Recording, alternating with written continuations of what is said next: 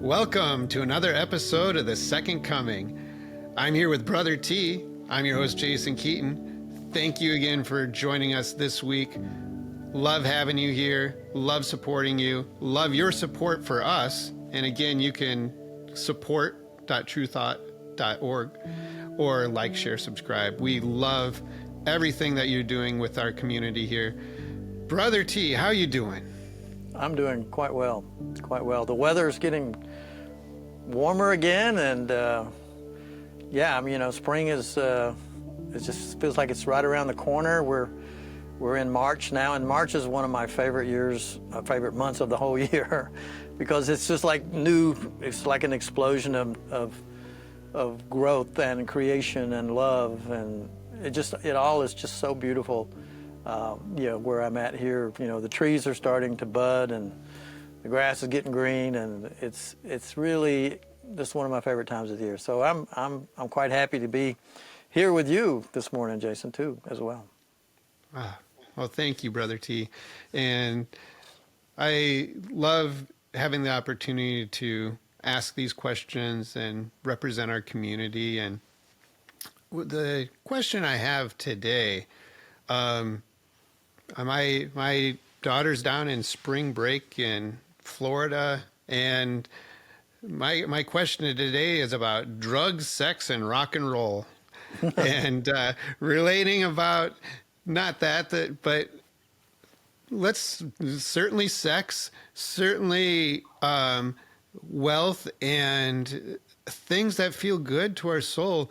If we're spiritual, do we have to give up everything that makes, if I'm a spiritual being, do I have to give up one of my favorite things like sex and a drink of alcohol? What is this?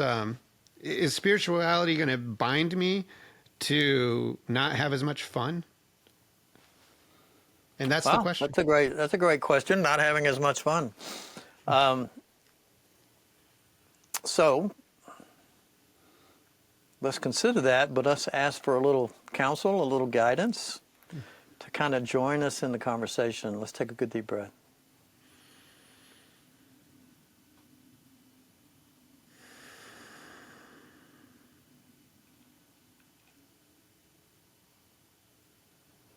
I know who I am in truth. I know what I am in truth. I know how I serve in truth. I am free. I am free. I am free. I am here. I have come. I am known. I am in the upper room. Behold, I make all things new. It will be so. God is. God is. God is.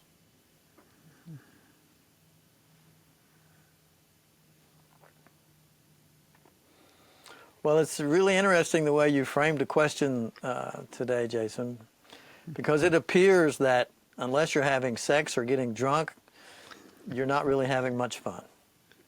I asked it intentionally on that to skew it. I wasn't. It was kind of to bait the question. Right. So everything is a matter of perception and perspective. So.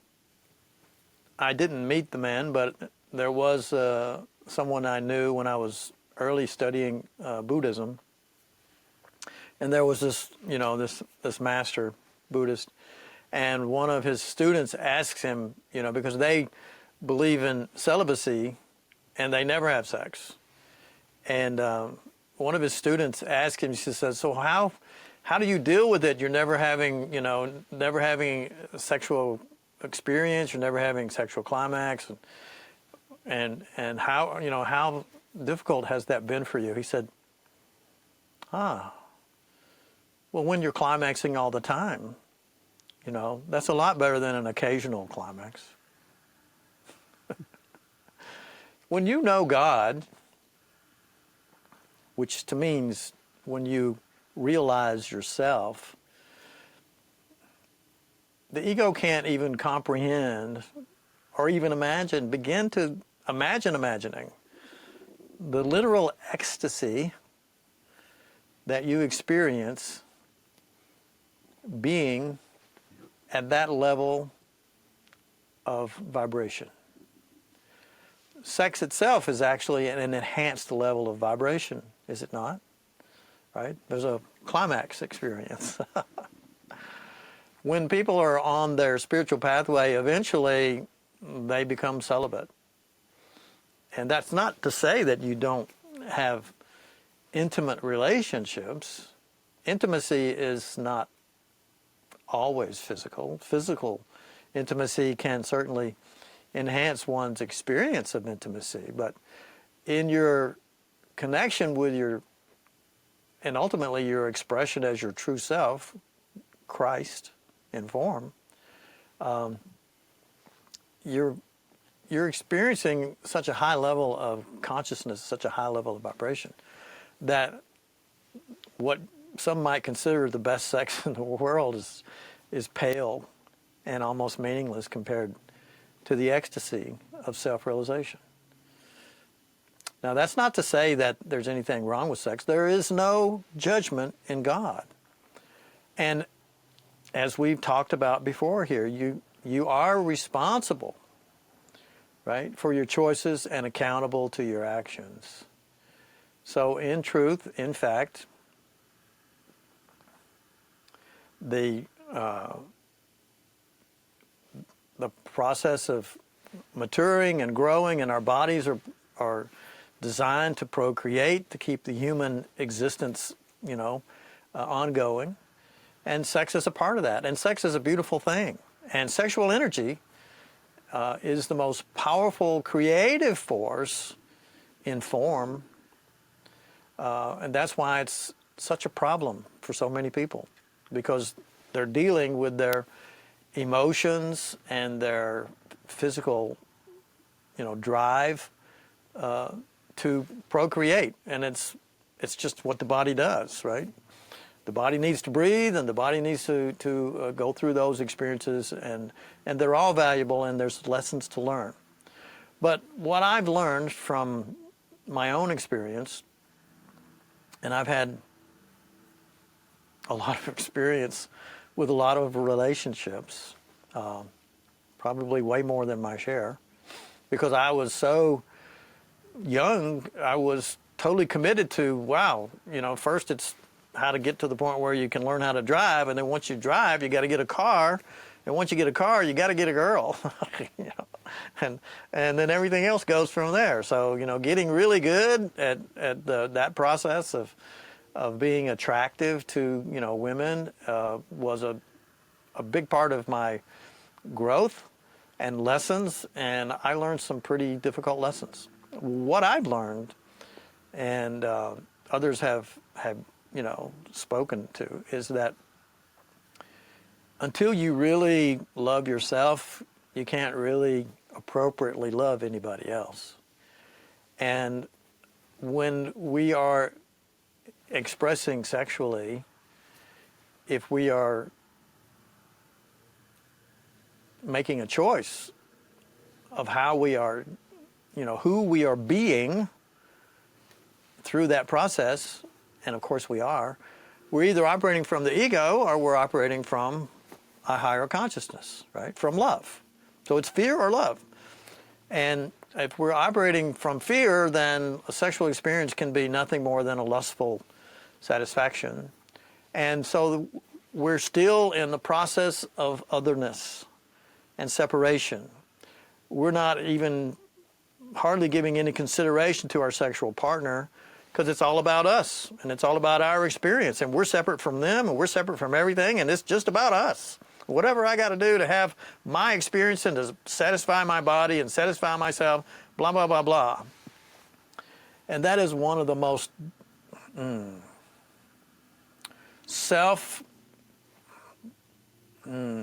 don't want to say damning, but it's really, really hard on your psyche. It's hard on your emotional self. It's certainly creating obstacles to the awareness of the presence of love in your spiritual pathway.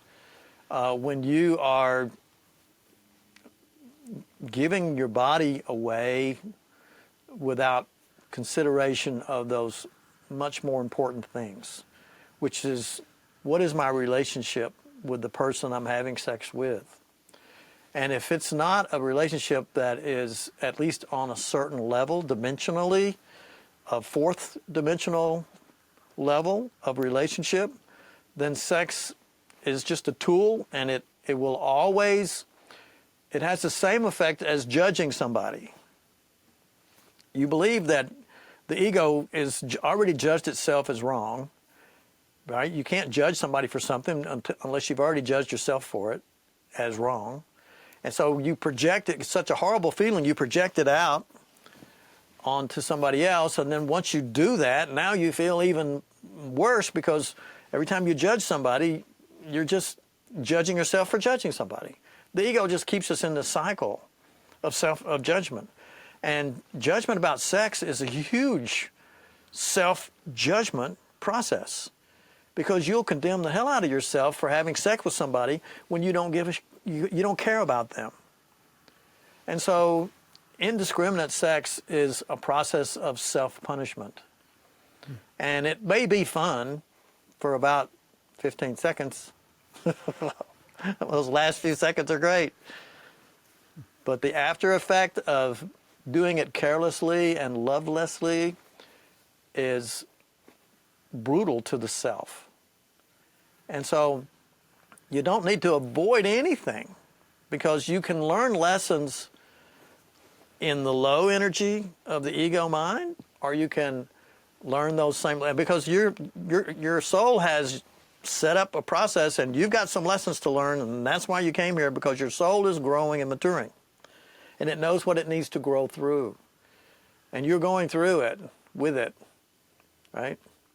And the process that it will take you through is to learn and to mature and to grow.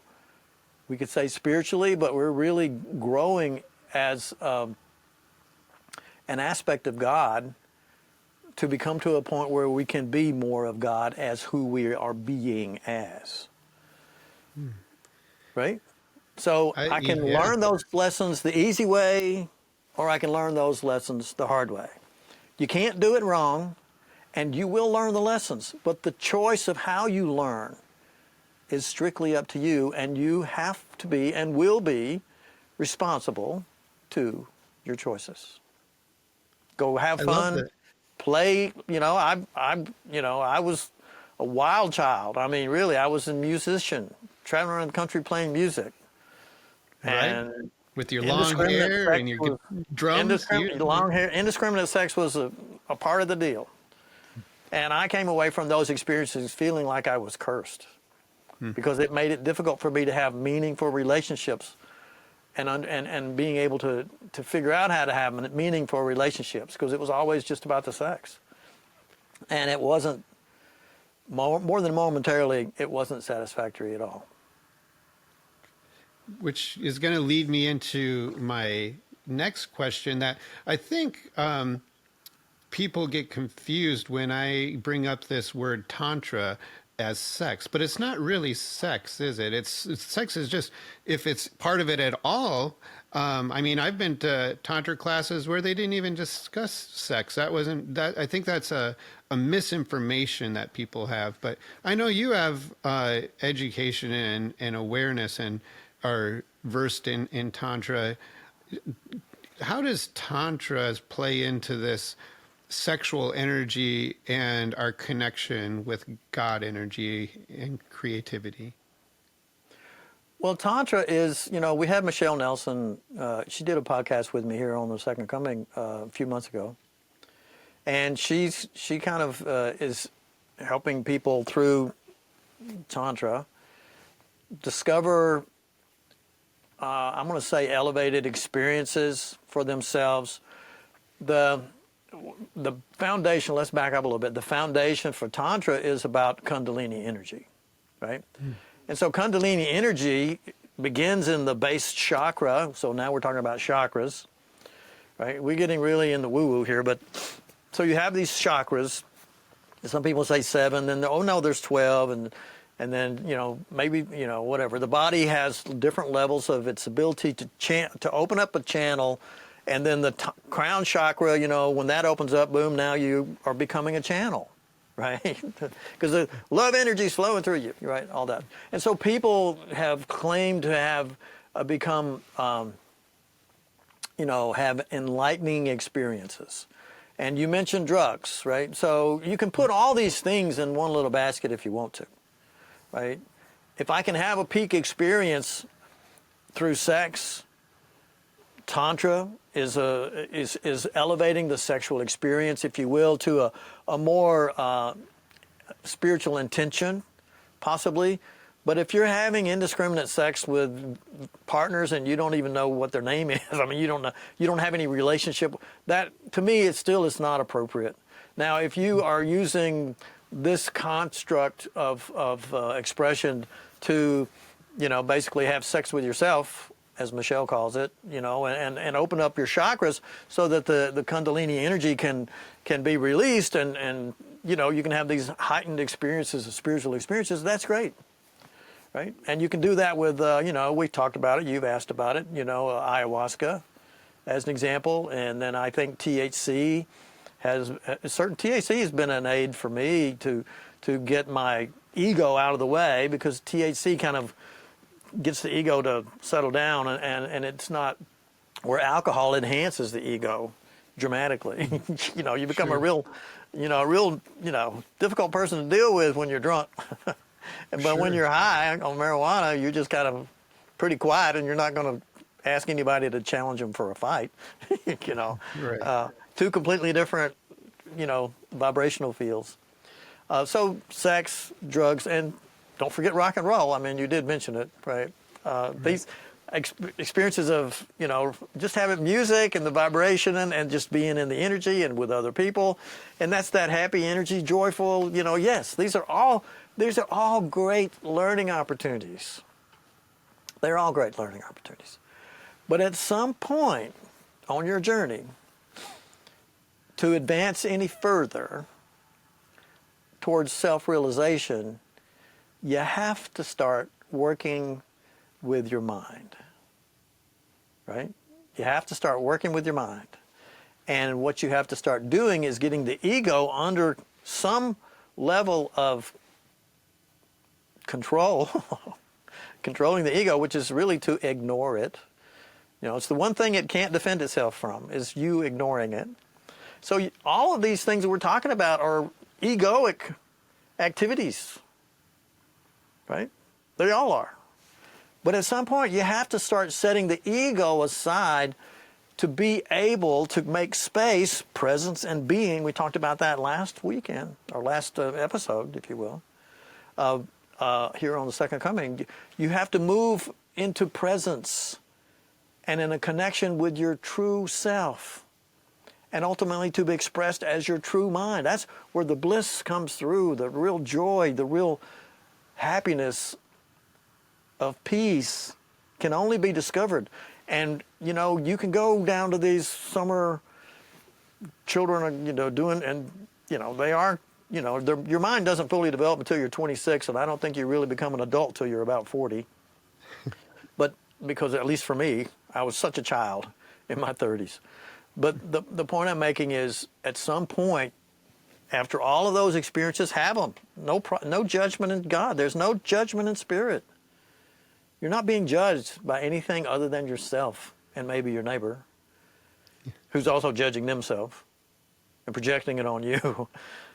So all that aside, ultimately, when we mature to a certain point and realize it's only going to take you so far, sex is going to take you so far, drugs are going to take you so far, alcohol will take you almost nowhere, right? It goes in the opposite direction because it feeds the ego.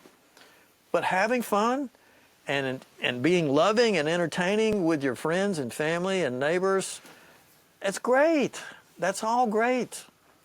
But if you want to experience true bliss, heaven on earth, you have to set those things aside at some point and begin to become conscious of your mind. You begin to become mindful, and you begin to learn about the potential of who you are as Christ in perfect safety. I dissolve my mind into the perfect peace of God.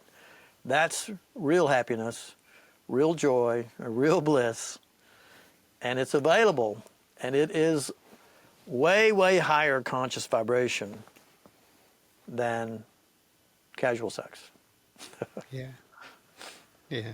It reminds me, because I started out this context with our younger viewers that I know we have some, about spring break. And I remember distinctly, I have four daughters, and one of the daughters and her friends all came in and joined me down. I lived in Miami Beach, and they went and did all their spring break things. And every morning I invited them. They have beach yoga by the 3rd Street Lifeguard Tower in Miami Beach. And I invited them every morning to go there. And the last morning, they actually all showed up. And it was pretty cool because the yoga instructor was also, on a spiritual path and would impart a little bit of a message. And it's beach yoga, so it's not hardcore maneuvers and poses. It's mostly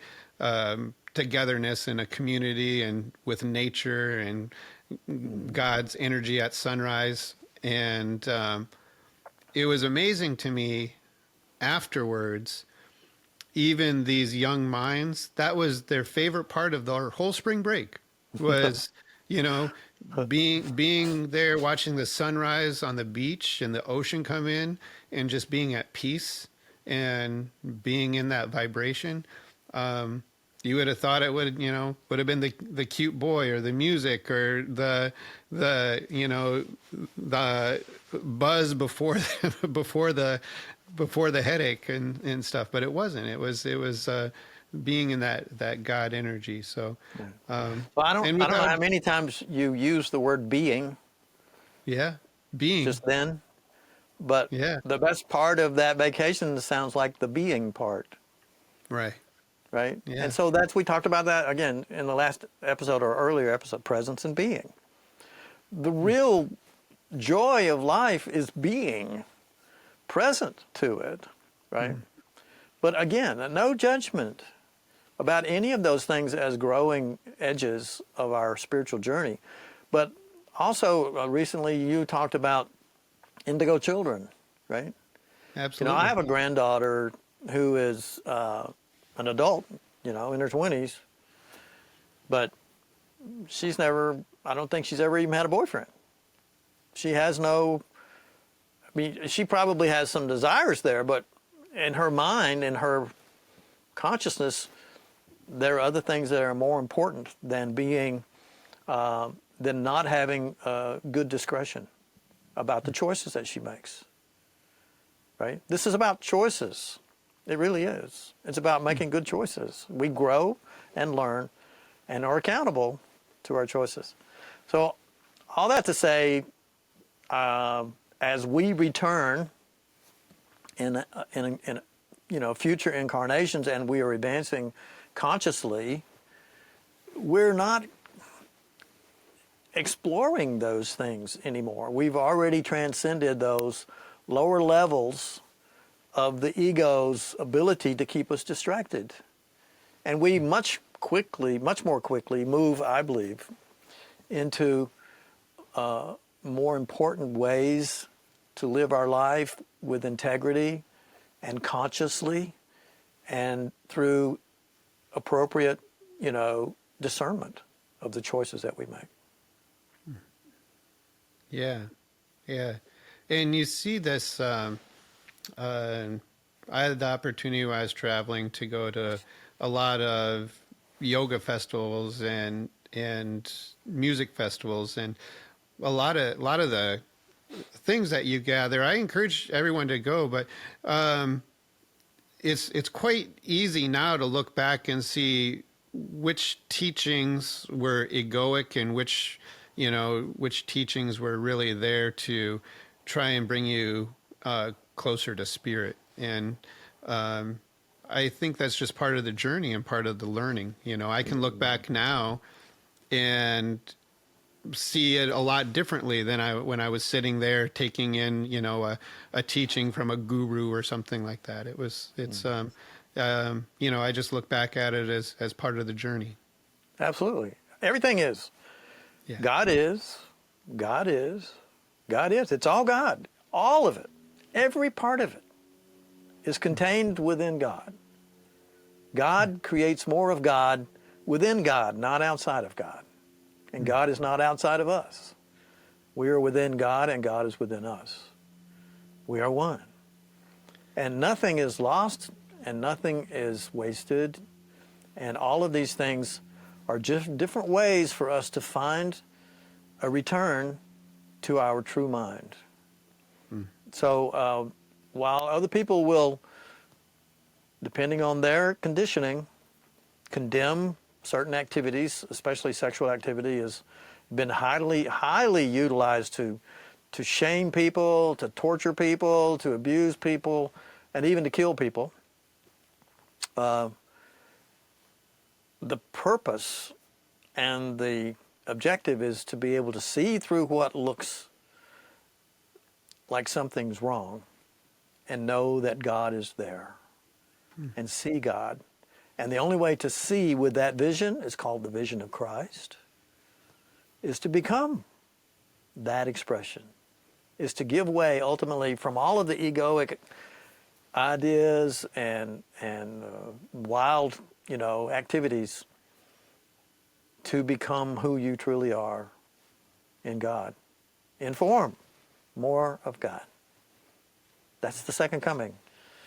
And that's why we're here. And that's why we're here on our Second Coming podcast every week, Jason, is to have these crazy, wild, difficult conversations. These are difficult conversations for a lot of people, but not so difficult when you can see it from the perspective of love.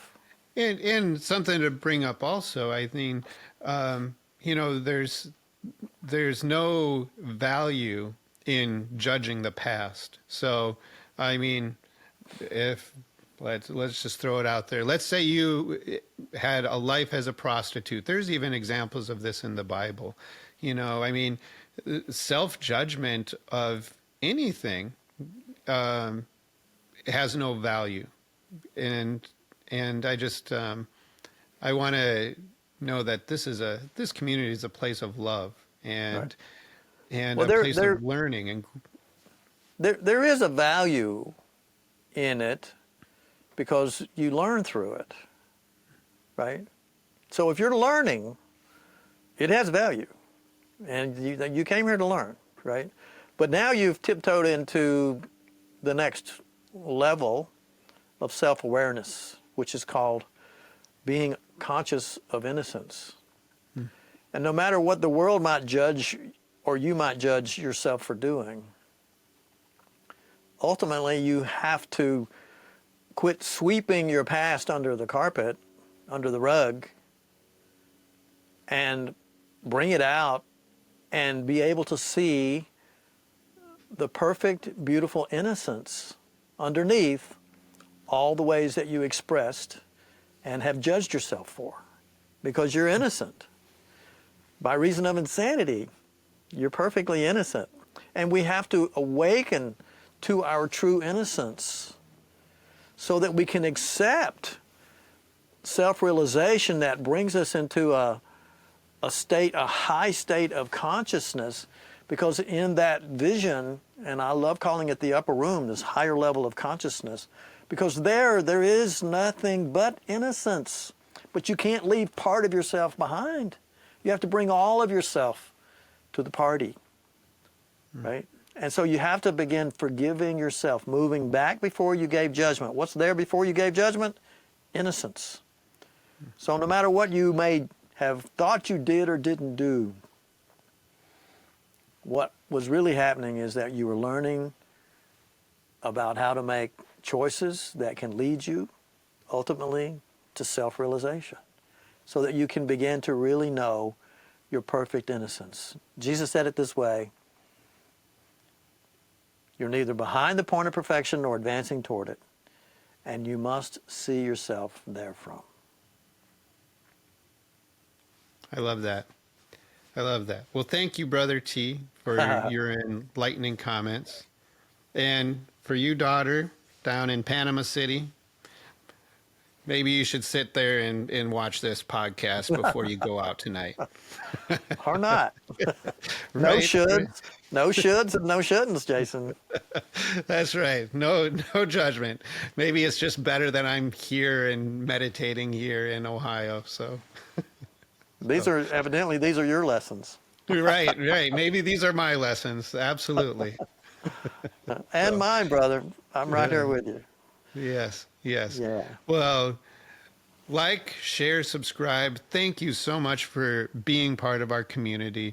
Again, you can support.truethought.org or just be present here with us. Be present, be open-minded, and love your neighbor.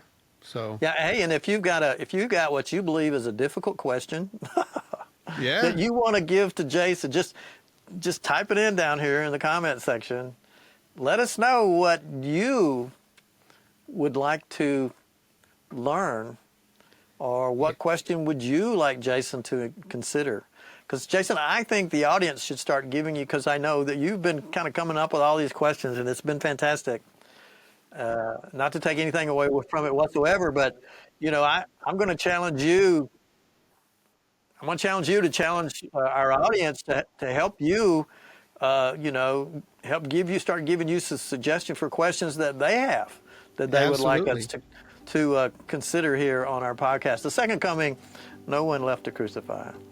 right. Keep those questions coming and make them difficult. Make me sweat. So, thank you, Brother T, and we'll see you next week on another episode of The Second Coming. Perfect.